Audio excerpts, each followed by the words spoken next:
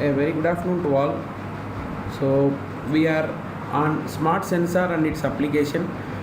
Unit number 2 was data acquisition through sensor, and today we are going to see about techniques and system integration and linearization. So linearization is one among system integration. System integration is how you are going to connect your system with the sensor.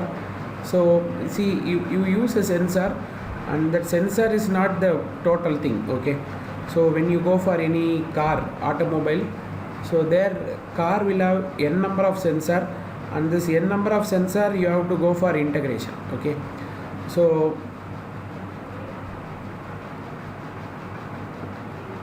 increased precision can be obtained from sensor by characterizing device over temperature and pressure and storing correction algorithm in a microcontroller memory. So first of all, the topic was techniques. So technique for system integration. So when you want to get more precise, see, you have a person called sensor, you have a person called microcontroller. So sensor is going to sense and give the information to the controller. How much your sensor is capable of sensing and how much I am able to observe through my microcontroller is the techniques of system integration. So a microcontroller can convert the measurement to the display different units. So whatever it measures from the sensor, it has to do conversion like unit. See, a weight of an object can be displayed in terms of grams, kg, kilograms, or ton, whatever may be. So but who will take care? This is microcontroller will take care. The sensor will not tell about that. Sensor may tell in any one form, that has to be converted by the microcontroller. So microcontroller can convert the measurement to display different units like psi, kPa, mmgh, or inches of water for pressure measurement. So when you see only as a pressure, all this way you can display it.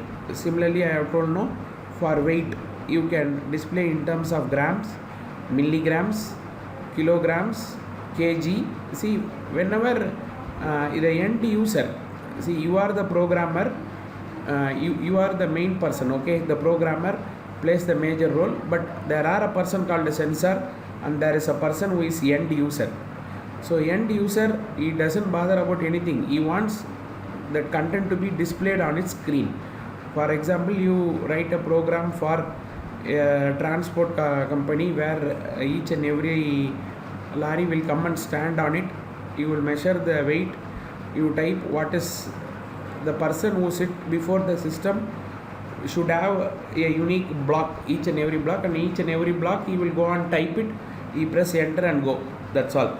The thing is, this has to be come into your controller, and the controller has to do calculation. If you go to Ibaco ice cream parlor, okay, there he will go and take the scoop, and he will keep the scoop on the weight machine.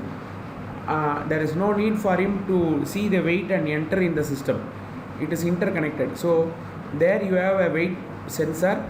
That weight sensor gets the information from the weigh bridge and automatically gives to the system. So that is the role of the computer engineer. So you have to interconnect. So to interconnect, you should know about sensor as well as controller. Other technique uses microcontroller capability to improve is you have to how to improve the way by which I can improve the way in which I am going to measure and I am going to display. See, when you measure in tons, where milligram is not a matter, but when you measure something in milligrams, so each and every milligram is accountability. So for example, you might have done chemistry lab where you might have done take a salt, dissolve in water, but the quantity of salt you will take in milligram, but the measuring device should not say I will measure only in kilograms or ton. So that is what we mean to say. So you have to make your system to be more reliable. For that you go for linearization. Linearization is a method for techniques of system integration. Then comes PWM. then comes auto zeroing and auto ranging. So we will see one by one what is called linearization, what is called PWM output control, and what is called auto zero and auto ranging. The operating frequency and the switching capability of microcontroller must be considered in the system design. See, sensor may work at a particular speed. Similarly, user may work at a particular speed. But the controller should be capable of getting all the information without any loss of data. So he must work at a very faster speed. You all know your system processor is working it in initially it was kilo, then mega, now gigahertz speed. So that is what they say, the operating frequency and the switching capability. Switching capability is how fast I am going to get the data from the sensor. I may work in gigahertz speed, but the sensor will not work at that particular speed. So that is called the switching capability. There is operating frequency. See, for an example, LKG student, I can go and teach him like A, then I have to give some space, then B, then some time interval and C. But that is not required when I take a class for a B student.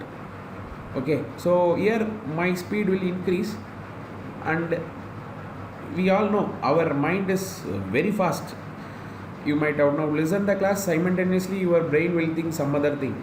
So you should know what is operating frequency and what is switching capability.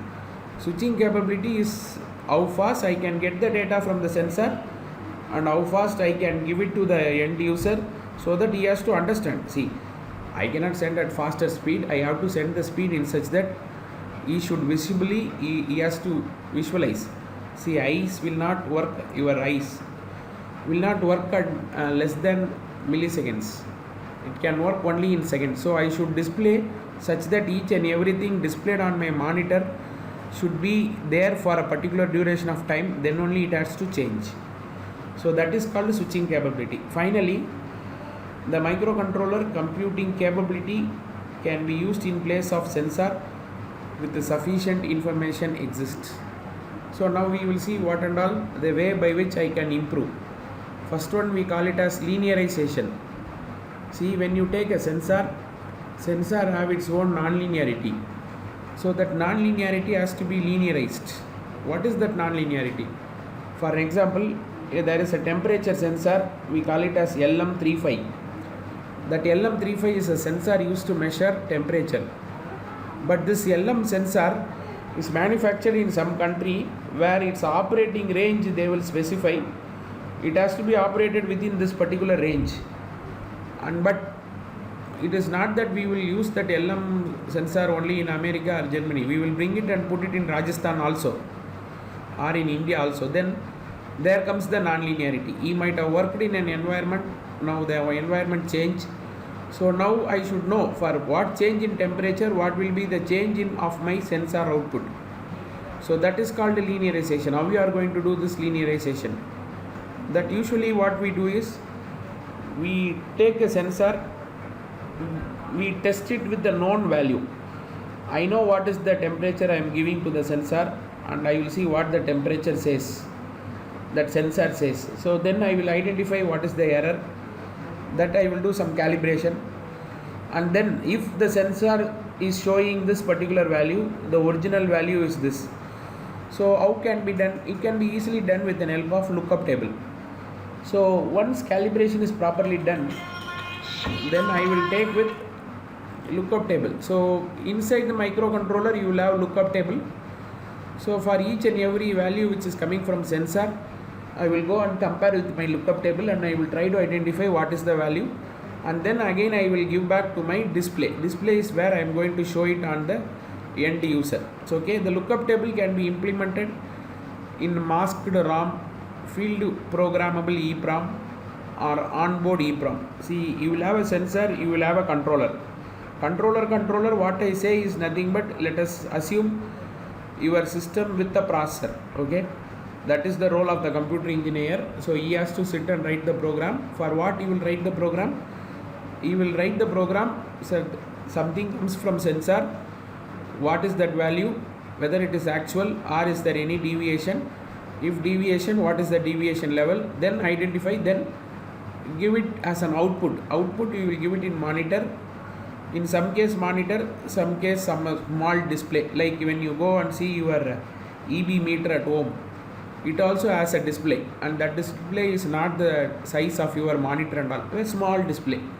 What that it will show what is the current, what is the voltage, what is the load, what is the power, all such things. So there also a computer engineer has played a role. Okay, he is measuring voltage, current, and he is calculating, all such calculation is do and he displays. Okay, so linearization, I repeat, you do the test for n number of times, check what the sensor is giving. You have done with the standardized method, which means I know what is the value, for that what that fellow is showing. I will keep the room temperature at 45 degree and keep the sensor may say 43, 42, 45, 44, 43, any one value it will show. That is, we will find the error. Then next time if it is showing 43, okay, that is 45, you have to take it 45, because that fellow is showing minus 2 degree. So where you will do this, that will be there inside your lookup table. Then comes methods of linearization. I go for one shortcut method. Shortcut method is, already the sensor manufacturer itself might done all this test, and he will put it all the test result in its data sheet.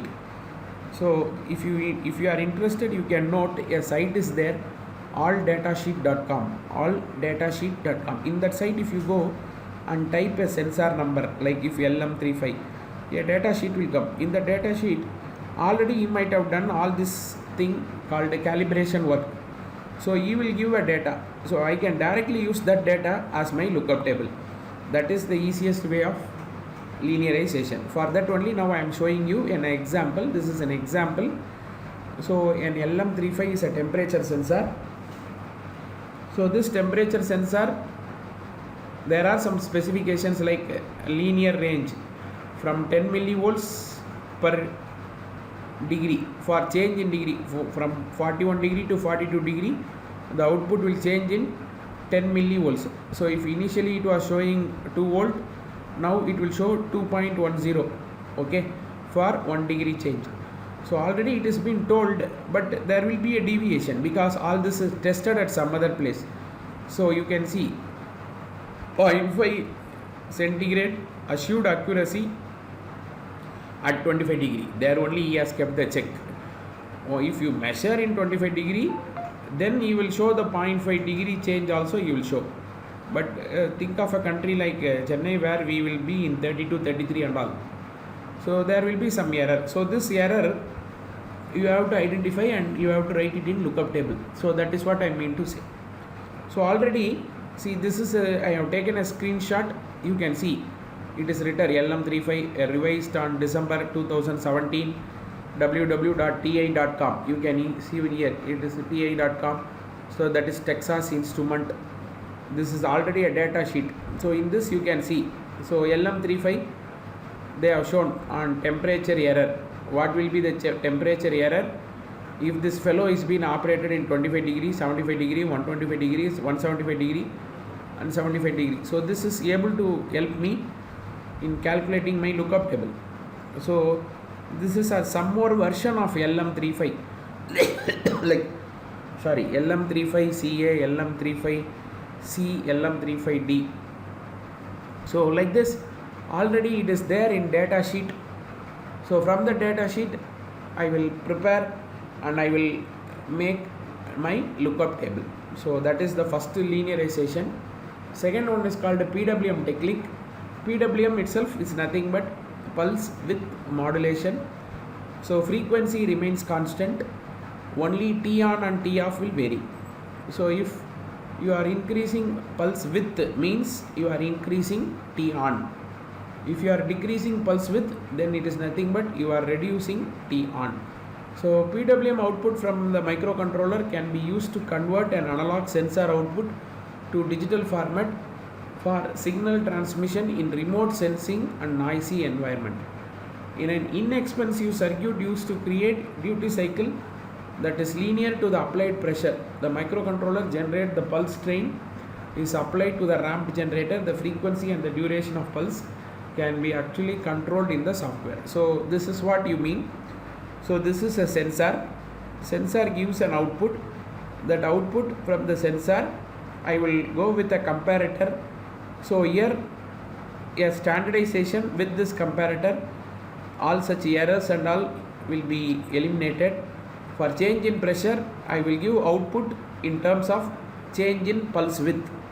If pressure increases, the width will increase, on period will increase. If the pressure decreases, the width will reduce. See, in this case, even if any noise is present here, nothing is going to affect me, because I am not directly giving my output in terms of any volts or that. I am, instead of giving my output as a volt from the sensor, I go for PWM technique. So nothing is going to disturb me.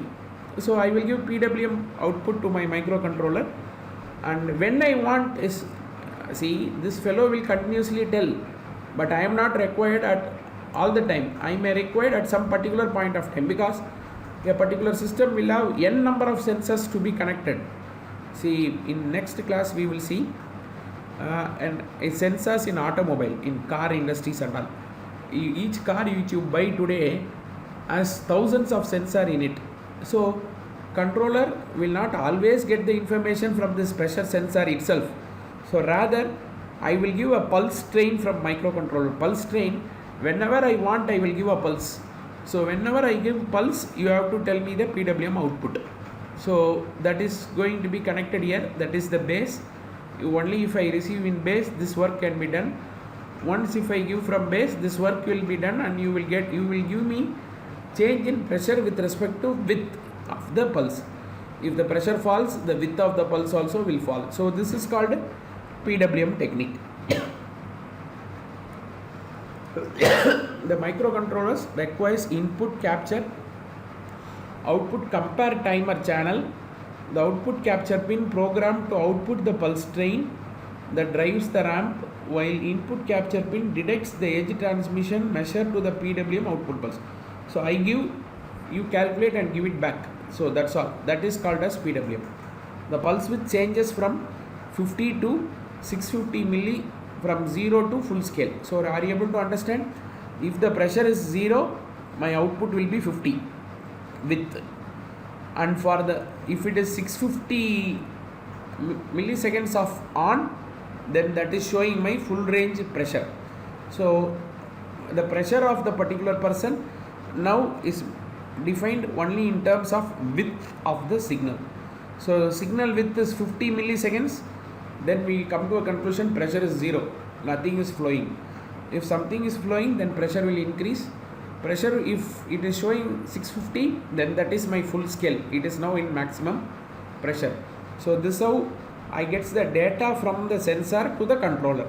Next one is auto zero and auto range. This is making some little bit easy. So you are a computer science student. Sir, I cannot go and sit with this sensor and all, and I cannot make the circuit. See, for example, what I am saying is, you say I am CSE sir, I don't know all this components and all. So what can I do? No problem. There is that is called auto zero and auto range. Nowadays what happened is, with the sensor itself, the manufacturer who manufactured the sensor, he itself prepare microcontroller attached to that sensor. He do all that such calculation with that predefined program, and finally that controller will give the direct output. You directly take it as an input and do your process. So that is called auto zeroing and auto. The signal condition pressure sensor as a combined with 68H00 microcontroller. So when you go and buy the auto zero or auto range pressure sensor, you don't want to go directly buy the sensor alone. Directly you can go and buy this fellow. This fellow will have its own microcontroller with him. Okay. So for each and every sensor, you will directly give 1.5 inch or less of water with accuracy 1.5 full range. Microcontroller provides the software calibration, software temperature compensation, and the dynamics. Also the digital output compatible with the SPI protocol. Serial peripheral interface protocol is provided from the pressure measurement itself. So this is what we mean to say. So when you go and buy, say I want pressure sensor, at the shop itself all this put together into a single IC and you will try to give, so directly you will get the value.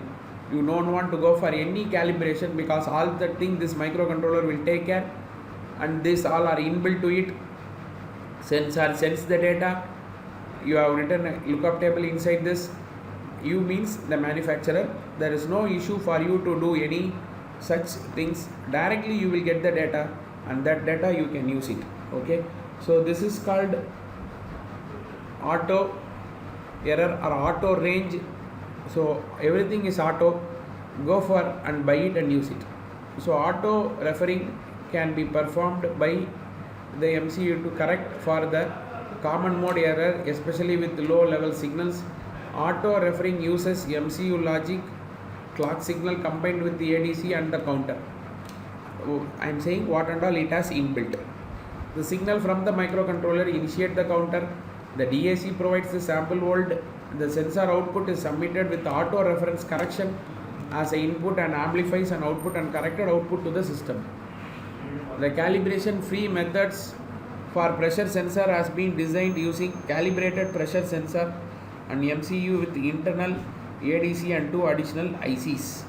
So everything is put inside that particular controller itself, and no need for you to do any such things like amplification, signal conditioning, ADC, all such things. So directly you will get it, and that is the advantage of going for auto zero and auto range. So with this your unit number 2 is over. So now we will go